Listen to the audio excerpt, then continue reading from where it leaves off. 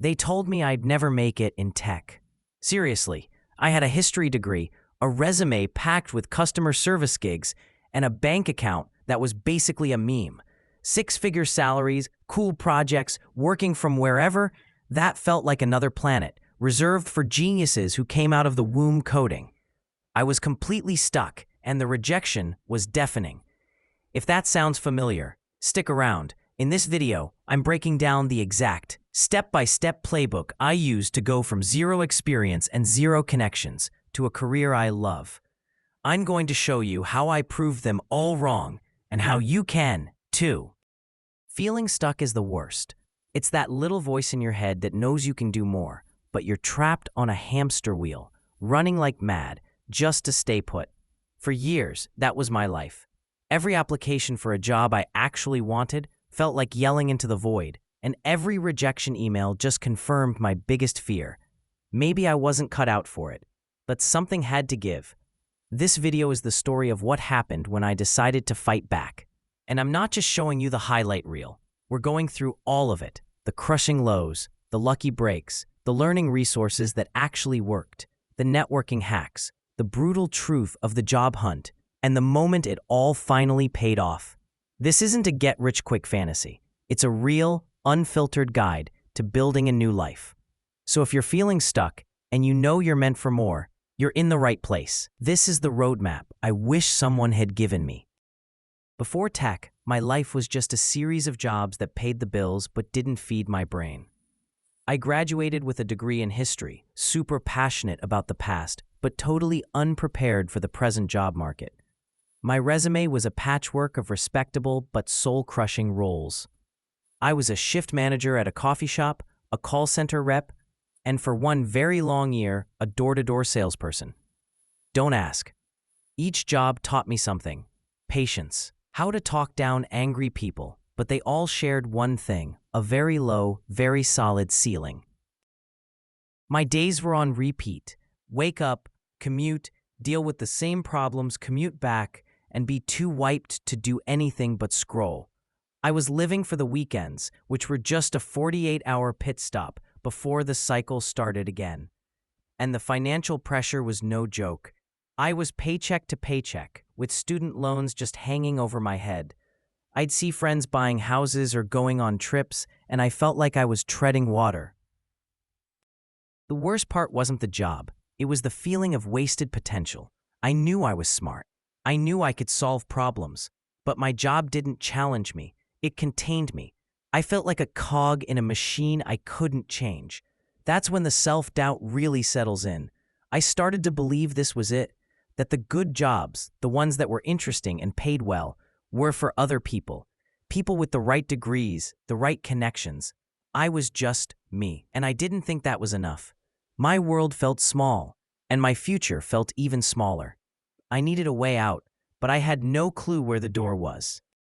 Every good story has that one moment, right? The catalyst. For me, it wasn't some lightning bolt of genius.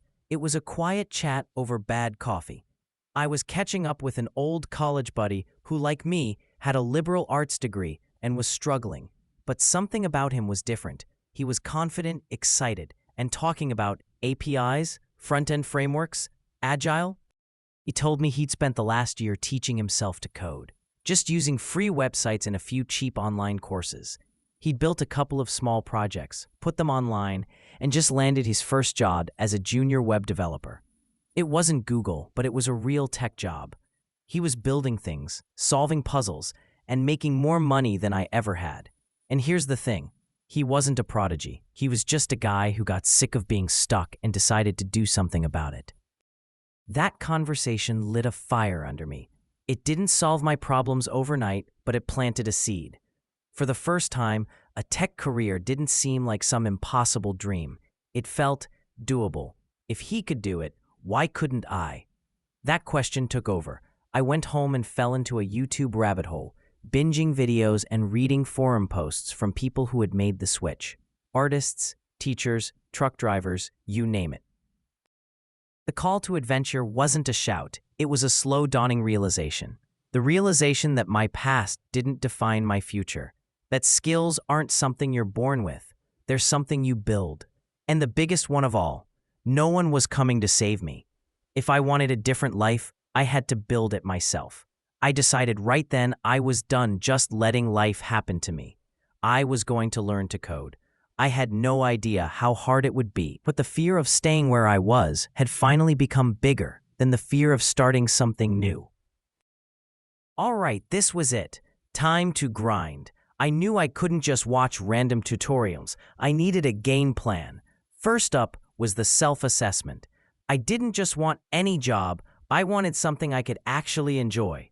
I spent a week digging into different tech roles: software development, data science, cybersecurity.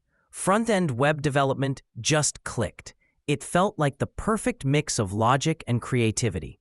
You write code and poof, a website appears. I loved that instant feedback. Next, I built my toolkit. With a budget of basically zero, I hunted for the best free and low-cost resources. This is the exact stack I used. FreeCodeCamp. This was my starting block. It's free, it's structured, and it's project-based. I knocked out the responsive web design section, learned HTML and CSS, and got some quick early wins that kept me from giving up. The Odin Project. Once I had the basics, I dove into the Odin Project for JavaScript. Their whole thing is learn by doing, so they force you to build real stuff from scratch. It was brutally hard sometimes, but it's what taught me to think like a developer, how to break down problems, and actually read the documentation.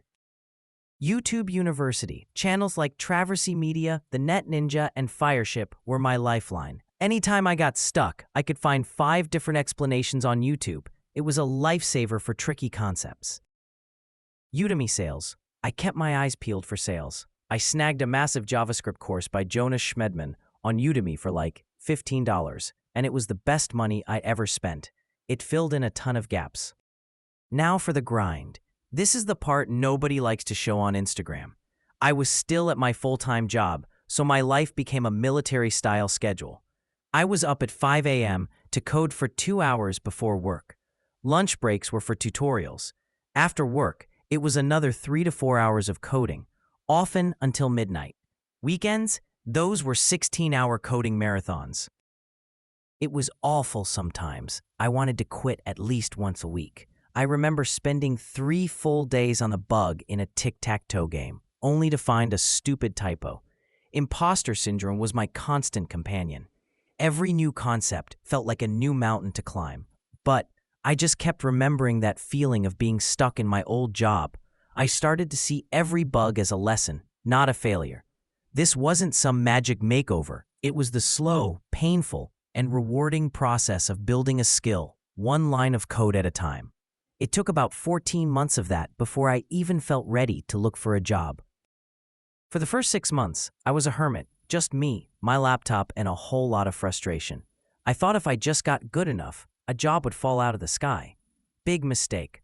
I realized pretty quick that in tech, who you know can be just as important as what you know. My problem?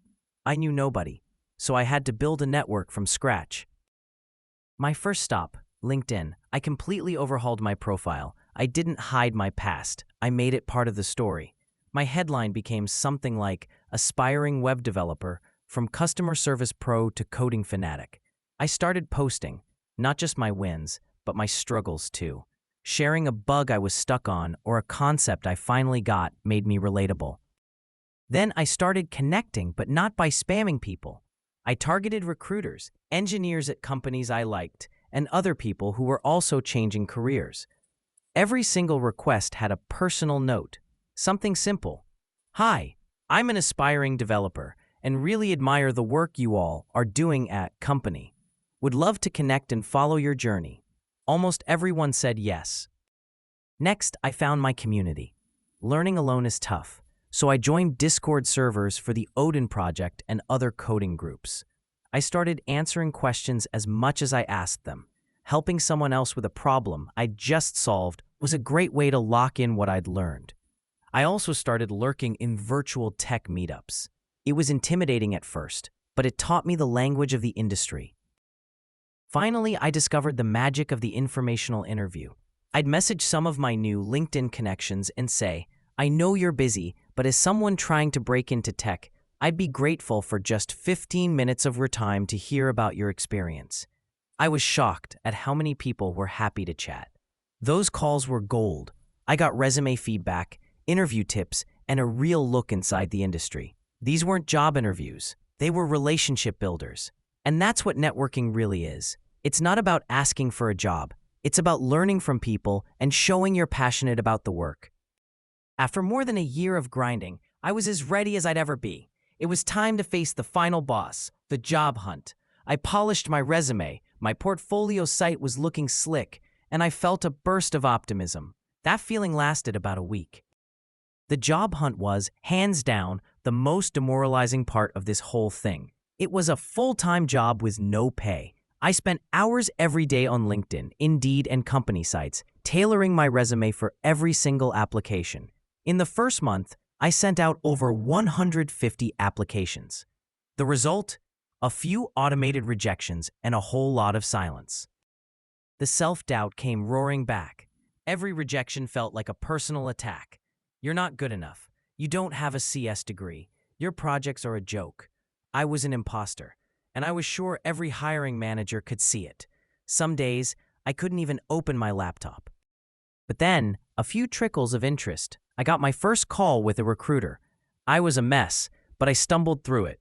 Then, my first technical interview. It was a train wreck. My mind went totally blank. I couldn't even write a simple for loop. It was humiliating. But I refused to let that be the end. I started treating every failed interview as practice. Every question I couldn't answer went on a study list. I made a spreadsheet to track every application, every interview, every piece of feedback. I became an analyst of my own failure, and I started to see patterns. I realized I wasn't selling my soft skills. Sure, I hadn't been paid to code, but my customer service jobs gave me killer communication and problem-solving skills. Studies consistently show that companies are desperate for people with strong soft skills, as they often determine who succeeds long-term. I started framing my past as a unique strength, not a weakness. It took 6 months, 472 applications, 28 phone screens, 11 technical interviews, and 10 rejections after the final round. I was running on fumes. After 6 months in the job search trenches, I was toast. I had one last interview lined up with a mid-sized agency for a junior front-end developer role. I almost canceled. I was so sick of the rejection, but I dragged myself to one more video call. This time, something felt different. They didn't just grill me with algorithm puzzles. It was a conversation. We talked about my portfolio. I walked them through my code, explaining why I made certain decisions and the challenges I ran into. They seemed more interested in how I thought than if I knew the perfect answer. Then they asked about my customer service background. Instead of it being a negative, they were curious. I explained how calming down an angry customer taught me more about grace under pressure than any course could. I talked about how managing a coffee shop team taught me project management.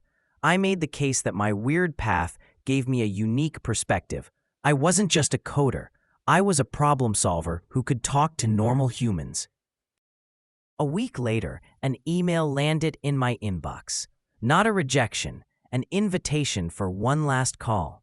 The next day, the hiring manager looked at me through the screen and said the words I'd been dreaming of for nearly 2 years. "We'd like to extend you an offer." I can't even describe the feeling. It was just this tidal wave of relief and validation and joy. All the late nights, the hundreds of rejections, it was all suddenly worth it. It wasn't just a job, it was proof. Proof that I could do it. I accepted right there, my voice shaking. I hung up, closed my laptop, and just sat there for 10 minutes, letting it sink in. I had actually done it. Starting that first tech job felt like stepping into a parallel universe. The first few months were a blur of learning. The imposter syndrome was still there, but it was different. I wasn't alone anymore. I was on a team with senior developers who were happy to help. I learned that it's okay not to know everything. Asking questions is how you grow. My career hasn't been a straight line. It's been an evolution. The skills that got me my first job are just the beginning. I've had chances to learn new technologies, like back-end development and cloud services like AWS, which are consistently some of the most in-demand skills out there. This career has completely changed my life's trajectory. Financially, it's night and day. I paid off my student loans, I have savings. I can travel without that constant grinding stress. While salaries vary by location and role, the average for bootcamp grads at their first job is often a significant jump, hovering around $70,000, and it grows quickly from there. But it's about so much more than the money. The work is actually fulfilling. I get to build things people use. I solve interesting puzzles every single day. The tech world is all about continuous learning, so my job never gets boring. That growth mindset I had to force on myself to get here. It's now my biggest professional asset. The life this career has given me is one of flexibility and balance. I can work from home. The toxic culture of my old jobs is gone, replaced by an environment that actually values its people. Looking back, the guy stuck behind a coffee counter feels like a different person. This journey didn't just teach me to code. It taught me resilience, discipline, and the truth that you are not your circumstances. You are your choices. So that's my story. From a history major in dead-end jobs to a software developer. It wasn't easy, and it definitely wasn't quick. It was built on thousands of hours of work, hundreds of rejections, and a stubborn belief that I could build something better. If you take one thing from this video, let it be this: you can do this too. Your background isn't a liability, it's what makes you unique.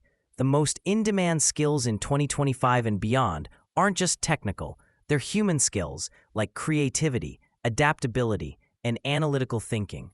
Companies are finally realizing it's these skills that make or break a career.